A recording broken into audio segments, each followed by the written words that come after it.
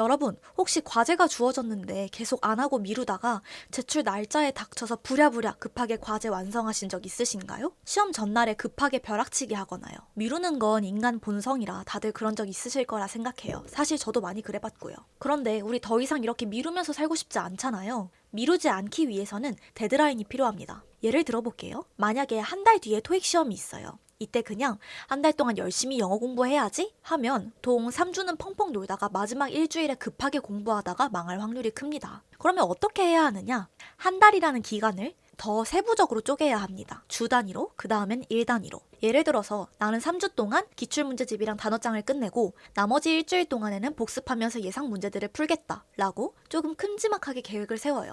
그 다음에는 그 계획들을 끝내기 위해 하루에는 얼마만큼의 양을 끝내야 하는지를 계산을 하는 거죠. 예를 들어 단어장에 단어가 1000개 있다고 해볼게요. 그러면 3주면 21일이니까 하루에 약 50개의 단어를 외우는 식으로 계획을 더 세분화하는 거죠. 왜 이렇게 해야 할까요? 데드라인을 이용해서 더 효율적으로 나를 움직이게 만들 수 있기 때문이에요. 마감일이 가까워질수록 더 효율적이 된다는 데드라인 이펙트를 잘 활용하는 사람으로 나를 만들기 위해 의도적으로 데드라인을 가깝게 설정하는 거죠. 이걸 조금 더 우리 실생활에 가깝게 실천하기 쉽게 적용할 수 있는 방법이 바로 구글 타이머입니다. 이런 류의 타이머를 말합니다. 내가 원하는 만큼의 시간을 이렇게 설정을 해놓고 시간이 줄어드는 것을 시각적으로 확인할 수가 있는 타이머입니다. 다시 말해 내가 직접 데드라인을 설정을 해놓고 데드라인이 가까워지는 것을 눈으로 계속해서 확인할 수가 있기 때문에 효율성이 엄청나게 올라가게 되는 거죠. 저 역시 구글 타이머를 항상 가지고 다니면서 일하고 또 공부하고 있는데요. 구글 타이머를 사용하면 뭐가 좋냐? 첫 번째로 효율성이 높아집니다. 왜 그런지는 방금 전에 설명을 드렸으니까 이유 설명은 넘어갈게요. 두 번째로 집중력이 좋아집니다. 데드라인이 생기기 때문에 타이머가 끝나기 전까지 일을 끝내야 해! 라는 생각이 들어서이기도 하지만 정해진 시간 동안 집중해야 한다는 심리적 압박이 생기기 때문인데요. 이 덕분에 학습 중에 딴짓이나 산만함을 줄이는 데 도움이 됩니다. 또 이렇게 할 경우에 명확한 시작과 끝이 있기 때문에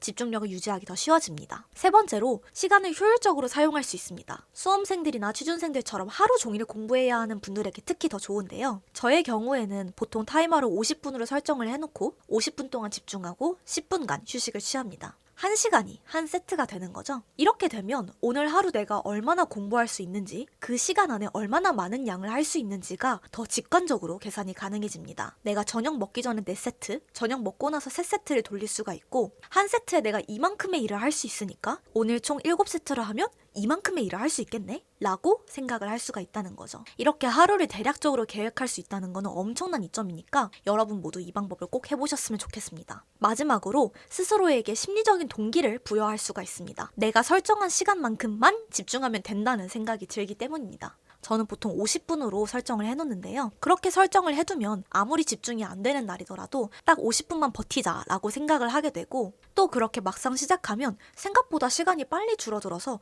조금만 더 버티자가 가능해지더라고요. 그리고 50분이 지나면 공부가 끝난다고 생각하니까 핸드폰이나 딴짓도 훨씬 덜 하게 되고요. 타이머가 끝나면 그때 딴짓해야지가 가능해집니다. 그럼 그만큼 또 더 집중하게 되는 거죠. 그럼 장점은 알겠고 구글 타이머를 언제 사용하면 좋은데요? 첫 번째로 하기 싫은 일을 할 때 사용하세요. 하루는 제 영상에 이런 댓글이 달렸어요. 고피디님, 사실 저는 고피디는 아니고 고피티입니다. 중학생 때는 수학에 흥미를 느껴서 꽤 즐겁게 공부를 했어요. 근데 고등학생이 되는 지금 수학을 하기 너무 어렵고 이해가 잘 안 되어서 더욱 수학을 안 하게 되어요. 문제도 안 풀고 복습도 안 하고 혹시 이런 문제는 어떻게 해결해야 할까요? 사실 제가 이 댓글을 보고 빨리 이 영상을 만들어야겠다 생각한 것도 있어요. 이렇게 여러분의 댓글이 그 다음 영상 제작에 큰 힘이 되니까 혹시 공부법 관련해서 궁금한 거 있으시면 댓글 많이 부탁드려요.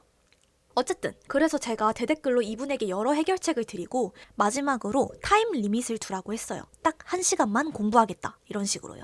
이걸 여러분에게도 그대로 적용할 수가 있는 겁니다. 여러분 진짜 하기 싫어 죽겠는데 해야 되는 일이 있잖아요. 그러면 구글 타이머를 사용하세요. 그리고 딱 50분 맞춰주세요. 그러면 하기 싫어 죽겠긴 한데 그래도 50분만 하면 그만해도 되니까 그냥 무작정 시작할 때보다는 훨씬 마음이 편해져요. 두 번째로 끝이 정해져 있지 않은 일을 할 때 사용하세요. 예를 들면 이런 거죠.